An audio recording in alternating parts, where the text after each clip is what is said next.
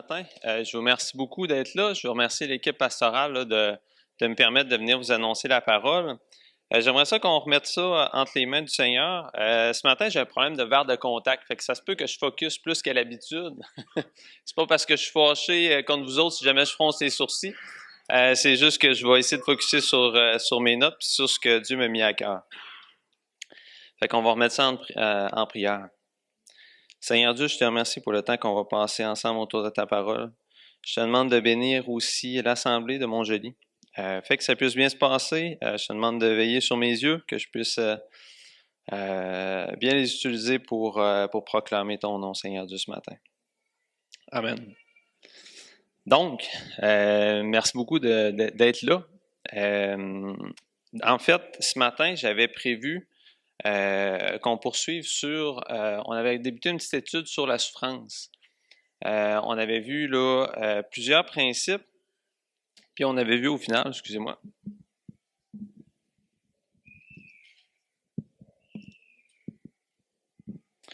On avait vu au final que, en fait, j'avais à cœur de faire une petite étude sur Job.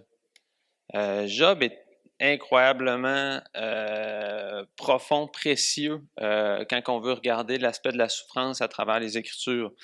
Fait qu'on avait commencé la petite étude sur Job avec Job chapitre 1 lors d'une première prédication. On avait vu le deuxième chapitre lors d'une deuxième prédication. Fait que je veux couvrir ce matin Job chapitre 3 jusqu'à chapitre 37. On les lira pas, étant donné la longueur. Mais on va en parler, puis je vais retirer ce que j'ai trouvé moi personnellement dans ces passages-là. Fait que aussi pour les prochaines prédications, si jamais le cœur vous en dit, on va étudier Job chapitre 19 et Job chapitre 28. Fait que si jamais vous voulez les mettre dans vos cultes personnels, si jamais vous avez à cœur de lire Job chapitre 19 et chapitre 28, vous allez voir, c'est vraiment intéressant. Mais avant ça, j'aimerais ça qu'on fasse un petit résumé là, sur qu'est-ce qu'on a vu sur Job. Job est vraiment gros.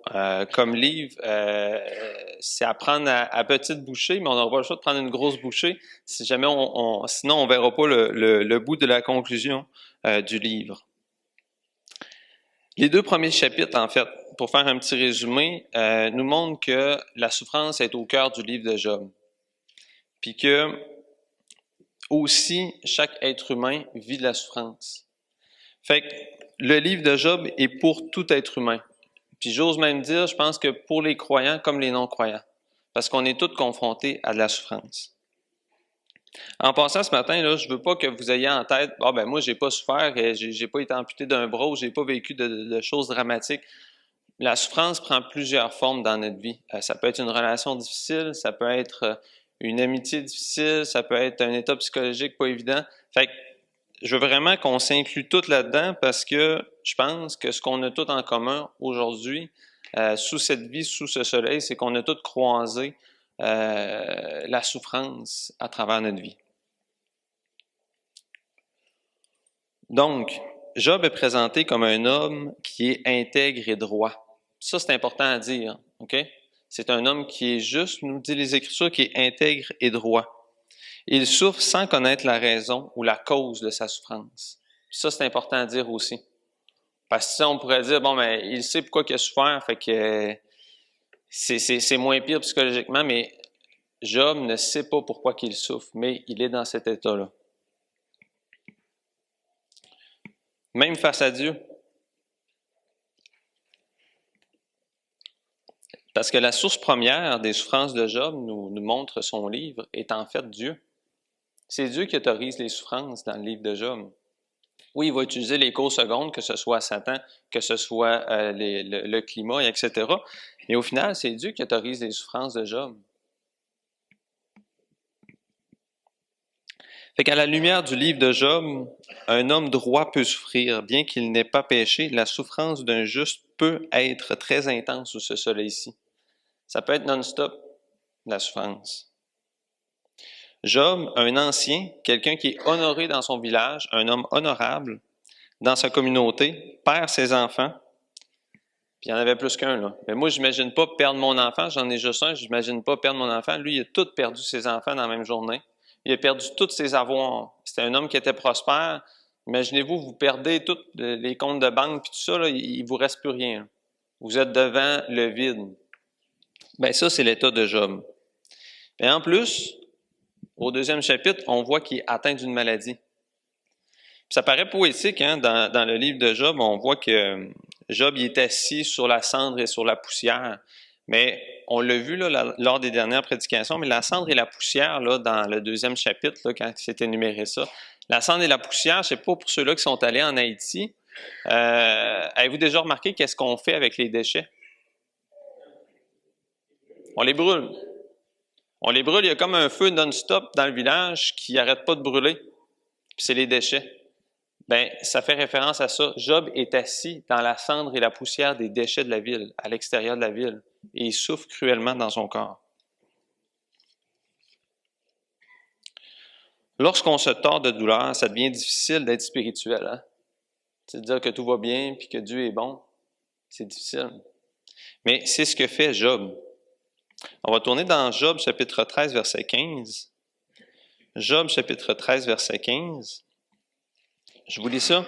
« Voici, il me tuera, je n'ai rien à espérer, mais devant lui, je défendrai ma cause. » Ici, le verset contient une petite coquille, parce qu'avec les copies des copistes juifs de l'époque, il s'est glissé une coquille dans la traduction, parce qu'à l'époque, il n'y avait pas d'imprimerie. Fait qu'à force de traduire, il y a le texte qui s'est déformé, puis les Juifs copistes, ils se sentaient pas assez aptes pour corriger le texte. Fait qu'ils marquaient la correction en bas de page.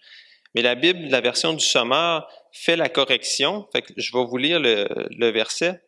« Voici, il me tuera, j'espérerai en lui, mais devant lui, je défendrai ma cause. » C'est-à-dire que Job persévère dans son attitude de confiance en son Dieu malgré la souffrance qu'il vit. Même si Dieu le tue, ça c'est hypothétique, mais même si Dieu le tuerait, Job ne cessera jamais d'espérer en lui. Job a une foi en son Dieu que malgré les apparences, Dieu est en parfait contrôle et a le pouvoir de garder son dépôt jusqu'à la fin. Dieu est pleinement souverain. Et la parole de Job, face à ces épreuves, le démontre bien. Dieu est un Dieu personnel et juste. Le Seigneur souverain de l'histoire, mais le Seigneur souverain de votre histoire et de mon histoire. C'est le Seigneur souverain de l'humanité. À chaque fois qu'il vous arrive des choses, à chaque fois qu'il m'arrive des choses, Dieu est en parfait contrôle. Je pense que c'est une vérité que oui, on dit tout qu'on est chrétien puis qu'on le sait, sauf que c'est une vérité qu'on doit se répéter. Dieu est en parfait contrôle. À chaque fois qu'il vous arrive des choses, Dieu est en parfait contrôle. Il le sait de toute l'éternité, puis il y a une provision pour vous à travers ça. On pourrait se dire l'idée que ma destinée repose en fin de compte entre les mains d'une force ou d'un Dieu impersonnel. Oui, qui serait puissante, mais indifférente, ça peut faire peur. Mais le fait qu'elle repose entre les mains d'un Dieu juste, bienveillant, compatissant, lent à la colère et riche en bonté, est une autre histoire.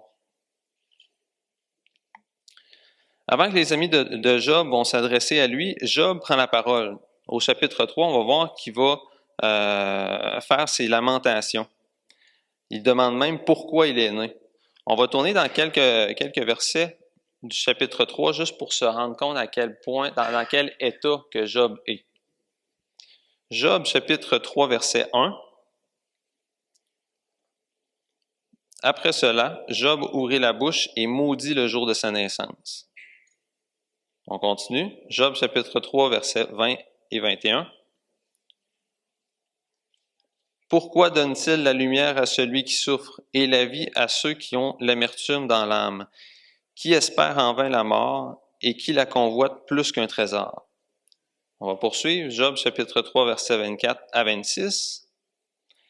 Mes soupirs sont ma nourriture et mes cris se répandent comme l'eau. Ce que je crains, c'est ce qui m'arrive. Ce que je redoute, c'est ce qui m'atteint. Je n'ai ni tranquillité, ni paix, ni repos, et le trouble s'est emparé de moi. Il va bien, hein? Réalisez-vous dans quel état qu'il est? Au bout de 7 jours de silence, Job éclate. Il se plaint de sa situation, souffrant activement encore. Puis surtout, je pense que ça, c'est le pire dans les moments de souffrance, c'est quand on ne sait pas la cause. Quand on se dit, voyons Seigneur, pourquoi? Pourquoi? Si on voit tout de suite le but, au final de tout ça, on est capable de serrer les dents, puis d'y aller, puis de dire, bon, ben, il me reste 3 jours, après ça, c'est fini. Sauf que Job ne sait pas quand est-ce que ça va arrêter.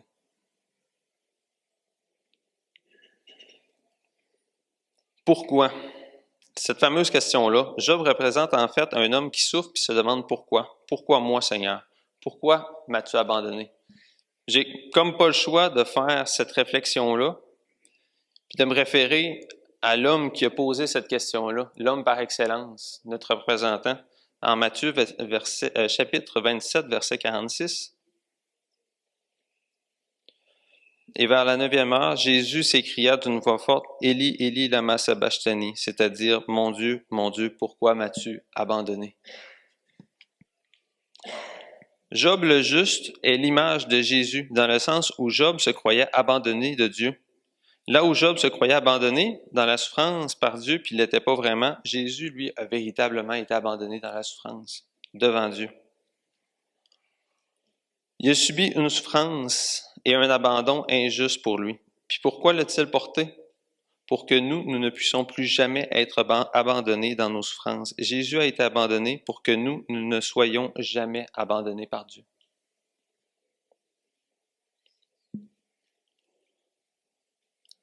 La droiture de Job paraît suspecte à ses amis. Puis ça, c'est comme le point central du livre.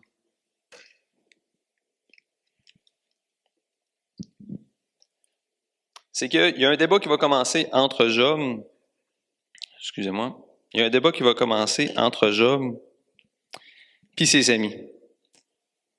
Job qui affirme n'avoir rien fait pour mériter une telle souffrance, puis les amis de Job qui voient la grande souffrance de son ami, de leur ami, puis qui se disent « Ouais, c'est impossible que tu n'aies rien fait de mal, parce que regarde tes souffrances. C'est nécessairement à cause que tu as fait quelque chose de mal. » Les amis de Job sont les représentants, on va appeler ça, pour définir un terme, là, de la théologie de la rétribution. La théologie de la rétribution dit que Dieu bénit les bons puis maudit les méchants. Comme le démontre dans le discours d'un des amis de Job, dans Job chapitre 11, versets 13 à 17. « Pour toi, dirige ton cœur vers Dieu, étends vers lui tes mains, éloigne-toi de l'iniquité et ne laisse pas habiter l'injustice dans ta tente. Alors tu lèveras ton front sans tache, tu seras ferme et sans crainte, tu oublieras tes souffrances, tu t'en souviendras avec des eaux écoulées. Tes jours ont plus d'éclat que le soleil à son midi, tes ténèbres seront comme la lumière du matin. » En fait, 3 fois, les amis de Job vont arriver avec le même discours. Job, c'est à cause que tu as fait quelque chose de pas correct. Repends-toi devant Dieu. C'est certain que tu as fait quelque chose de pas correct parce que regarde comment tu souffres. C'est l'équation qu'ils font. La théologie de la rétribution est en fait réductionniste. Parce que c'est vrai que les Écritures vont dire qu'on va récolter ce qu'on va semer. C'est vrai. Sauf que les amis de Job vont dire qu'on récolte seulement ce que l'on sème. Puis ça, c'est pas vrai. Toute souffrance, comme le montre le livre de Job, n'est pas due à un péché en particulier. Les amis de Job affirment à juste titre que Dieu est tout-puissant, juste et sage dans leur discours. Mais ils vont nier la liberté de Dieu de se servir du mal pour accomplir ses desseins. Depuis Abel, des innocents périssent. Mais les desseins de Dieu vont toujours s'accomplir, malgré le mal qui gravite autour du monde. D'ailleurs, quel est le plus grand mal qui s'est jamais produit autour de la Terre, sur la Terre, depuis le début des temps? La désobéissance, le péché, oui. Le plus grand mal qui s'est passé, là, c'est un point de vue personnel en passant, hein, c'est pas... mais le plus grand mal qui s'est passé, là, c'est Christ qui est mort à la croix. Dieu fait homme est venu. Qu'est-ce qui s'est passé? On l'a tué. Quel plus grand mal qui a été fait en ce monde-ci? C'est la croix de Christ. Mais de ce grand mal-là, Dieu s'en est servi pour faire un bien immense pour sauver son peuple. Job souffre. C'est pas à cause de ses péchés. Job ne prétend nullement être parfait. Il admet que nul n'est juste devant Dieu. On va le voir en Job chapitre 9, verset 2. Ça, c'est important à bien comprendre. Ça me fait penser quand je pense à Pasteur Jérôme, je pense à la doctrine de la justification. Mais c'est important de bien comprendre cette doctrine-là. C'est important de comprendre aussi que Job n'en appelle pas à sa justification auprès de Dieu pour son salut. C'est pas ça l'argumentaire dans le livre de Job. Job, chapitre 9, verset 2, va dire « Je sais bien qu'il en est ainsi. Comment l'homme serait-il juste devant Dieu? » Donc, Job n'est pas en train de discourir sur sa justification ici. Donc, Job ne définit pas sa justification par ses œuvres. Job en appelle à Dieu pour discuter avec lui des souffrances qu'il vit en ce moment. Job va en fait contre les pensées de ses amis. Puis il l'exprime d'ailleurs dans plusieurs passages, mais on va en réciter juste un. Job chapitre 9, versets 21 à 24. « Innocent je le suis, mais je ne tiens pas à la vie, je méprise mon existence. Qu'importe après d'où? Car j'ose le dire, il détruit l'innocent comme le coupable, si du moins le fléau donnait soudain la mort. Mais il se rit des épreuves de l'innocent, la terre est livrée aux mains de l'impie, il voit la face des juges, ce n'est pas lui, qui est-ce donc? » Les amis de Job vont évoquer plusieurs choses pour approuver leur théorie, pour approuver leur théologie de la rétribution. Ils vont dire que c'est de leur expérience personnelle qu'ils vont tirer cette sagesse-là. C'est vrai que quand on regarde ça, quand on crache dans les airs, qu'est-ce qui arrive? Ça risque de nous retomber sur le nez. Okay? Ça en est même devenu une expression. Mais on doit réaliser que le mal et la souffrance sont distribués de manière inégale sur cette terre-ci. Le péché a apporté la mort, puis avec elle, un chaos. Oui, il y a des conséquences à nos actes, c'est vrai, mais pas de manière égale. Pas de manière à distribuer de façon égale. Puis on n'est pas capable de dire « Ah, si cette personne-là est née comme ça, c'est parce que ses parents ont fait quelque chose d'injuste avant. » On va d'ailleurs voir un texte à ce propos-là. Puis il faut aussi réaliser que Dieu ralentit le mal et la souffrance à travers sa grâce commune. En Job, chapitre 5 jusqu'au chapitre 8, les amis de Job vont dire que leur théologie émane de la tradition des sages. C'est vrai que la science ou la philosophie peut nous apporter une certaine sagesse, une certaine compréhension du mal et de la souffrance. Mais c'est pas tout. Puis nous allons voir à la lumière des Écritures, parce que je pense qu'en tant que croyant, il faut s'attacher à cette sagesse-là et non à la sagesse du monde. Il faut voir qu'est-ce que Dieu dit des choses dans ses Écritures. Fait qu'on va voir à la lumière du Nouveau Testament les paroles de Jésus-Christ qui décrivent un petit peu si la théologie de la rétribution, c'est-à-dire du principe que Dieu bénit les bons puis maudit les méchants. On va voir si c'est vrai selon Jésus-Christ. Luc, chapitre 13, versets 1 à 4. Luc, chapitre 13, versets 1 à 4. En ce même temps, quelques personnes qui se trouvaient là racontaient à Jésus ce qui était arrivé à des Galiléens dont Pilate avait mêlé le sang avec celui de leur sacrifice. Il leur répondit, « Croyez-vous que ces Galiléens fussent de plus grands pécheurs que tous les autres Galiléens parce qu'ils ont souffert de la sorte? Non, je vous le dis, mais si vous ne vous repentez, vous périrez tous également. » Écoutez bien ça. « Ou bien ces 18 personnes sur qui est tombée la tour de Siloé et qu'elle a tué, croyez-vous qu'elles fussent plus coupables que tous les autres habitants de Jérusalem? »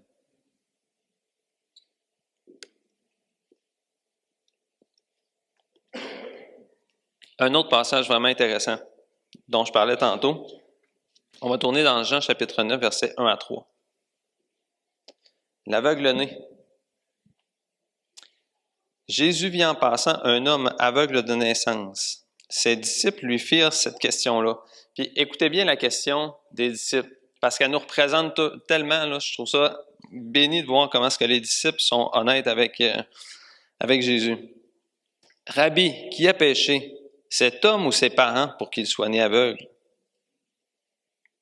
Combien de fois on a cette réflexion-là? Non, il arrive telle affaire, il a dû faire quelque chose de pas correct, c'est sûr. Mais à quel point que des fois, on tombe facilement dans ce réflexe-là, même étant croyant.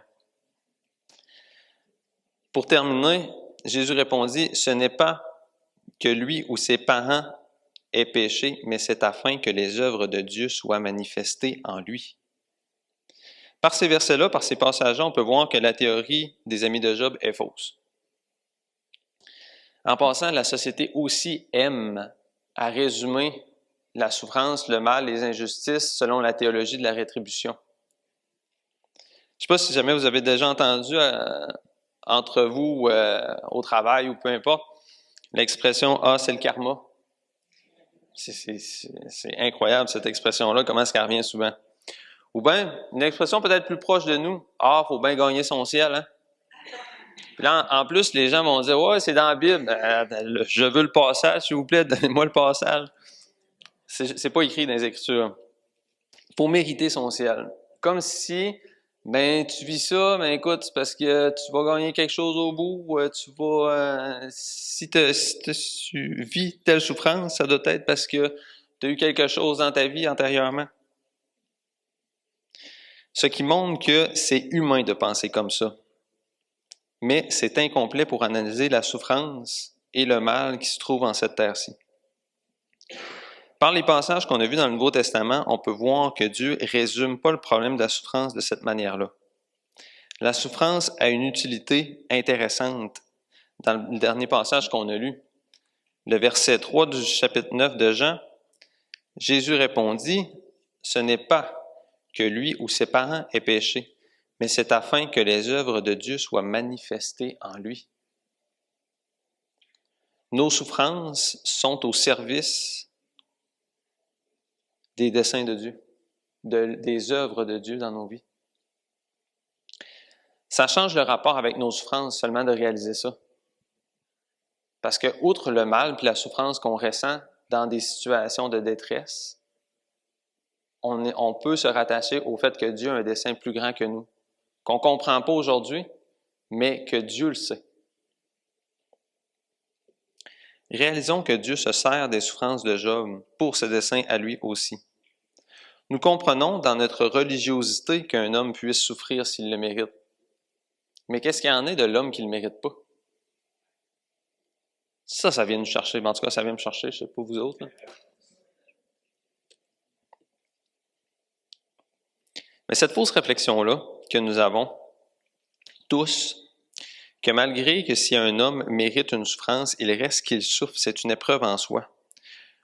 On ne devrait pas s'attacher à essayer de voir le pourquoi un tel ou un tel souffre. Dieu parle au cœur des croyants. Mais attachons-nous les uns les autres à ceux qui souffrent, indépendamment de savoir la cause. Un ami est là pour écouter et épauler en premier lieu, tout en réalisant que le coupable doit vivre aussi des conséquences de ses actes. Ça devient alors impossible de comprendre pourquoi un homme droit comme Job souffre. Nous sommes prompts à chercher la raison de nos souffrances. Puis surtout, on est prompt à chercher la souffrance, la raison de la souffrance dans la vie des autres. Ça, en tout cas, moi, je suis champion là-dedans. Mais pour Job, c'est le contraire, c'est sa grande intégrité qui attire le malheur chez lui. Il est vrai que la souffrance est liée à ce que nous subissons pour notre foi. Puis que notre foi, que l'épreuve de notre foi sert à la gloire de Dieu. Mais pour les croyants, toute souffrance naturelle, sans nécessairement dire la persécution, mais toute souffrance naturelle, puis là, nommons-la, là, les pertes, les accidents, les maladies, les relations difficiles, le désarroi psychologique, puis etc., tout ce qui n'est pas une persécution religieuse sert aussi dans la vie du croyant à un terrain de rencontre avec Dieu. La souffrance, c'est le lot de tous les hommes qui habitent sous cette terre-là. Puis pour les croyants aussi. C'est un temps d'épreuve. La tension en Job se situe dans le fait que la foi en Dieu et l'expérience personnelle dans le début de l'histoire de Job, ces deux éléments-là sont en harmonie. C'est-à-dire que Job bénit Dieu, puis Dieu le bénit. Ça va bien. Jusqu'au moment où Dieu décide d'accepter, permet, dans le fond, à Satan de tester Job. Alors, l'expérience que Job vit va plus en harmonie. C'est-à-dire que Job, en passant, continue de bénir Dieu durant toute son épreuve. Mais Dieu le bénit plus. La souffrance en général est la conséquence du péché en général. Et beaucoup de malheurs spécifiques découlent de torts spécifiques, mais cette règle n'englobe pas toutes les souffrances du monde, car le péché a amené le chaos dans le monde, ce qui veut dire que oui, les gens souffrent, mais pas de façon proportionnelle à leur acte nécessairement. Ils souffrent de façon anarchique. Pourquoi? Pourquoi c'est comme ça? Parce que le péché a amené un chaos puis un désordre aussi. Les commentateurs, quand on lit là, Genèse 3, une des conséquences du péché, c'est qu'il y a eu des épines et des ronces. Puis les commentateurs s'entendent pour dire que ça reflète aussi le désordre qui est représenté, puis qu'on vit tout à chaque jour. Il y a un désordre moral, un désordre physique, nommez-les. Il y a un désordre dans cette vie-ci qui est amené par le péché. Puis ça, il faut le réaliser. Nous voulons même, étant croyants, vouloir s'approprier le salut à travers une certaine théologie de la rétribution. En se disant, je dois continuer de persévérer pour garder ou mériter notre salut. En se rendant ainsi responsable de mon salut, en totalité ou en partie. On se dit, mais c'est scandaleux de penser que tout dépend de Dieu. C'est vrai que c'est scandaleux, hein? On oublie que la croix, c'est un scandale. La croix est humainement parlant un scandale puis une folie, mais elle est sagesse et puissance de Dieu. Nous rappelle 1 Corinthiens 1. On ne peut pas mériter notre salut, c'est une grâce. Puis il y a ici une autre leçon intéressante à retenir du passage qu'on est en train de voir de Job chapitre 3 jusqu'au chapitre 37.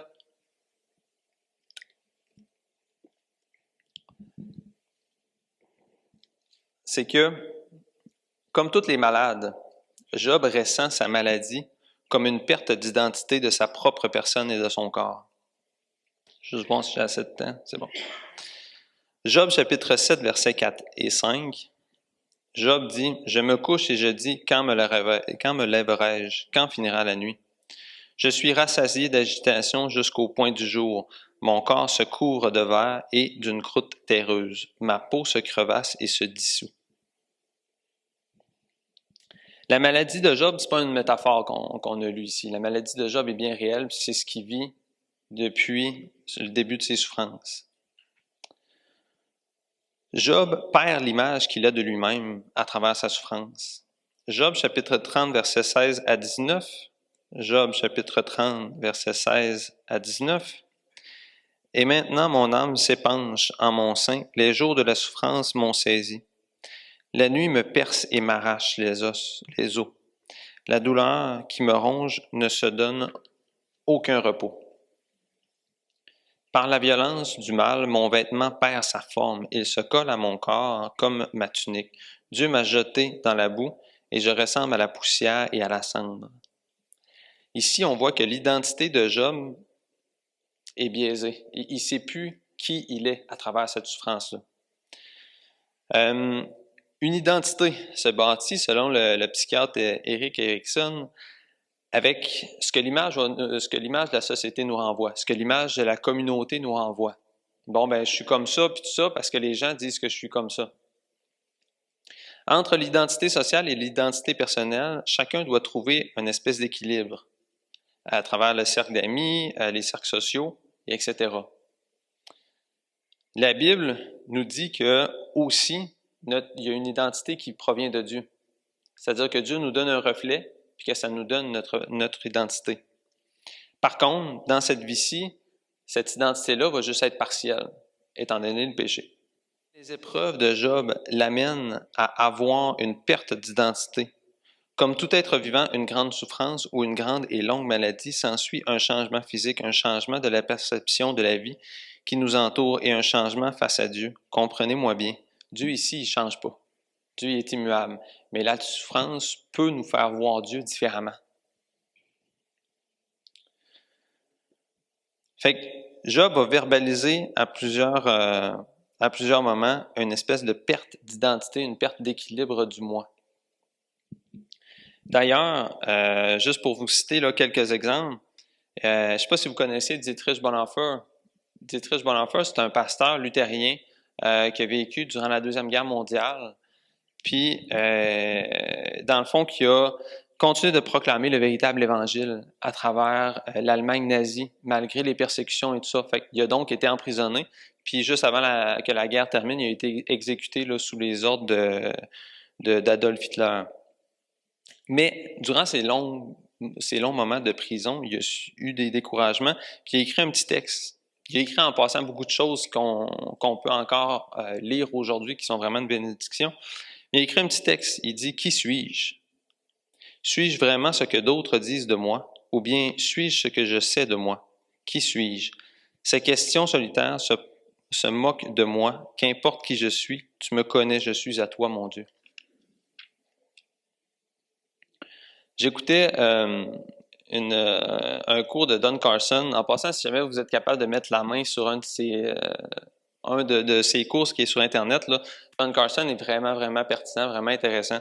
La plupart de ses cours sont en anglais, mais il y a quelques cours en français sur Internet. Puis il se sert beaucoup des exemples de vie de John Newton. Est-ce que vous connaissez John Newton? J'en ai déjà parlé. J'ai entendu? Je suis dur d'oreille en plus. Ah! John Newton il a vécu de 1725 à 1808. Puis c'est l'auteur du chant Amazing Grace. Avant sa conversion, c'était un capitaine d'un négrier. Juste le mot, c'est scandaleux.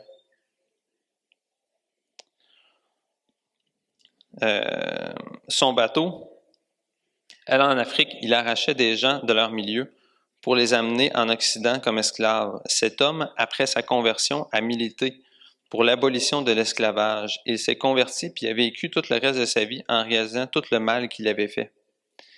Puis la grâce infinie de Dieu qui étant capable de lui pardonner à lui, un capitaine de négrier. Il dit avoir fait pendant longtemps des cauchemars en entendant encore les cris des gens qui venaient d'arracher à leur famille pour les vendre en esclavage. John Newton, à la fin de sa vie, écrit une citation qui est vraiment intéressante sur le moi, étant donné que c'est un racheté de Jésus-Christ. Il va écrire « Je ne suis pas ce que je veux être. Je ne suis pas ce que je dois être. Je ne suis pas ce qu'un jour je serai, mais je ne suis pas ce que j'étais. Et par la grâce de Dieu, je suis ce que je suis. Souviens-toi de Jésus-Christ si tu veux mourir avec lui, afin de vivre avec lui, et si tu veux persévérer, afin de régner avec lui. Amen. » C'est la fin de sa citation, c'est pas la fin de la prédication. Ce passage-là relate vraiment l'identité qu'on peut avoir, la nouvelle identité qu'on peut avoir en Jésus-Christ. Oui, on a une perte d'identité à travers la souffrance, mais en Jésus-Christ, on peut acquérir une nouvelle identité. Cette citation-là, avec cette citation-là, je ne peux pas m'empêcher de lire aussi Galates chapitre 2, verset 20. Galates chapitre 2, verset 20. « J'ai été crucifié avec Christ, et si je ne vis, ce n'est plus moi qui vis, c'est Christ qui vit en moi. Si je vis maintenant dans la chair, je vis dans la foi au Fils de Dieu qui m'a aimé et qui s'est livré lui-même pour moi. » Si à cause que vous avez été violenté, que vous avez subi une chirurgie, par exemple une mastectomie, que vous avez eu un accident, une perte, un conflit, une situation injuste qui dure et vous déforme, si vous êtes déformé, tant intérieurement qu'à l'extérieur, eh bien, en Jésus-Christ, vous pouvez trouver en lui une nouvelle identité. Vous avez la valeur que Christ vous a donnée et non la valeur que la souffrance vous donne. La valeur, le reflet que l'on voit dans le miroir, n'est plus notre reflet de notre moi amputé par une souffrance X. Ça devient le reflet de Jésus-Christ qu'on aperçoit dans le miroir. Puis en passant, ça efface pas ce qu'on a vécu. Nommer la souffrance, là, je connais pas vos vies personnelles, là, mais au bout de 34 ans, j'ai pu constater qu'il y avait de la souffrance à travers ce monde-ci. Fait que nommer cette souffrance-là. Puis ça ne veut pas dire que la souffrance est terminée, puis que faut mettre une croix dessus, puis tout ça. La souffrance nous habite, mais c'est plus ce qui nous définit premièrement. Ce qui nous définit premièrement, c'est la personne de Jésus-Christ, l'identité qu'il nous a donnée. Petite gorgée.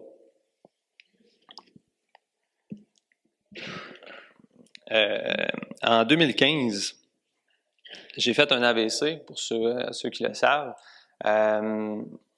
Puis, lors de mon AVC, j'essayais d'expliquer à ma conjointe qui avait énormément d'écoute, qui m'a écouté, puis aux spécialistes qui étaient avec moi, parce que j'ai fait de la rééducation, j'essayais de leur expliquer que dans ma tête, ça ne fonctionnait pas. Parce que dans ma tête, je connaissais le Olivier avant l'AVC, mais je savais qu'il y avait eu un clash, je savais qu'il y avait eu un crash, qu'il y avait eu une coupure.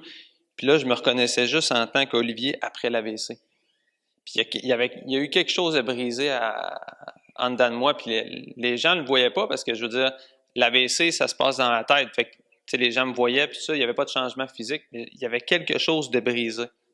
Puis je trouvais que c'est un excellent exemple de ce que la souffrance peut donner. Qu'elle soit physique ou qu'elle soit dans la tête, la souffrance brise quelque chose. Puis j'ai même perdu pour un temps la sécurité de mon salut. J'étais intellectuellement, puis tout ça, j'étais comme plus capable de raisonner, j'étais inquiet, puis ça montre pour en témoigner. Je dis, Seigneur m'a abandonné, puis tout ça, il y a quelque chose, pour moi, j'ai perdu mon salut, puis ça, puis bon. Fait qu'il a fallu que je me rattache, non pas à ce que je ressentais ou à ce que je vivais à ce moment-là, mais aux promesses de Christ, puis à qui Christ était, puis qui Christ est pour moi dans ma vie.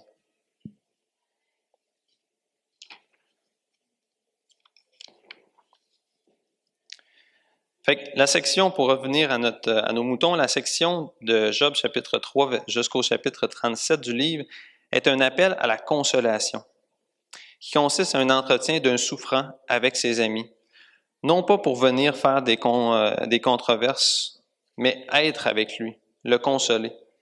Malgré leur échec, le livre est une démonstration que c'est ce qu'on doit tenter, puis c'est ce qu'on doit s'attacher les uns les autres à faire.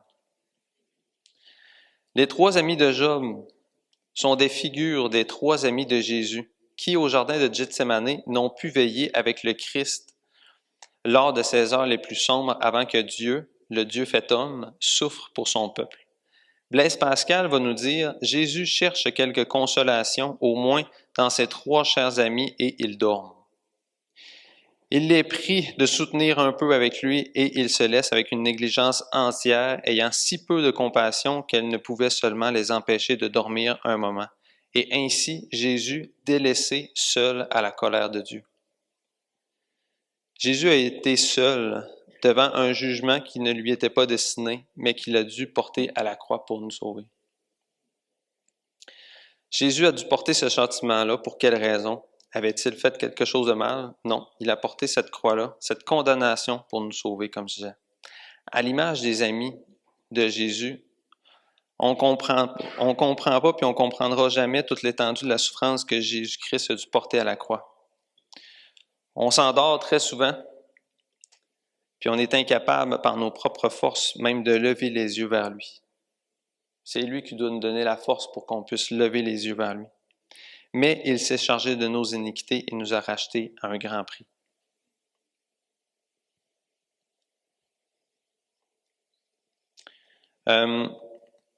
Job se rapproche de l'espérance chrétienne, d'une justice et d'un renouveau ultime, où le péché et la mort n'ont pas leur place dans un futur au-delà de la mort physique, et où un Sauveur est venu nous racheter de cette souffrance, de cette mort et de nos péchés, une espérance en la personne de Jésus-Christ sacrifié pour nos péchés. On va voir de quelle sorte d'espérance que Job est habité.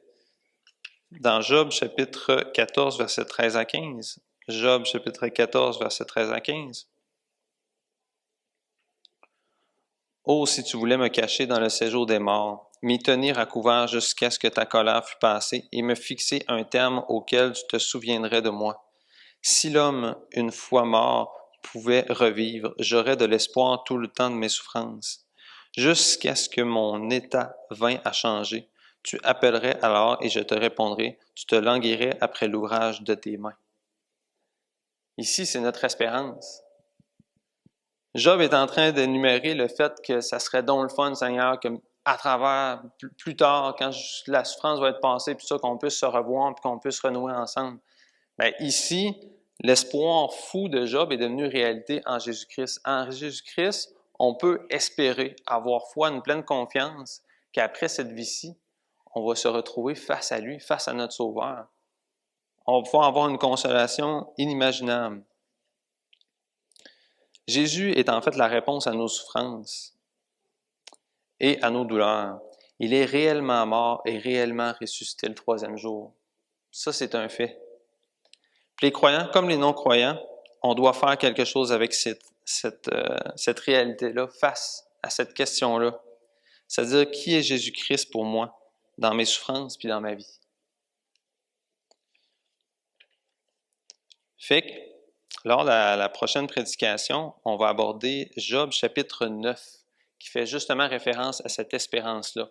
Vous allez voir, je vous laisse le découvrir, mais Job chapitre 19, excusez-moi, pas Job chapitre 9, mais Job chapitre 19 a été pour moi vraiment quelque chose de particulier à découvrir. Donc, j'aimerais ça qu'on puisse terminer en prière, puis c'est ça. Donc, Seigneur Jésus, je te remercie pour ton serviteur Job, je te remercie pour tes Écritures. Fait qu'on puisse grandir ensemble en tant qu'Église autour de ta parole, Seigneur, puis qu'on puisse grandir autour de ce sujet-là, de la souffrance, que ça puisse non pas nous décourager, mais au contraire nous encourager, parce que tu es un Dieu qui est souverain, qui est en plein contrôle, tu es un Dieu qui est attentionné, puis tu es un Dieu d'amour, Seigneur Dieu. On veut te remercier pour le sacrifice de ton Fils à la croix. On veut te remercier aussi pour la semaine qui commence, puis garde-nous entre tes mains, Seigneur Dieu. Amen.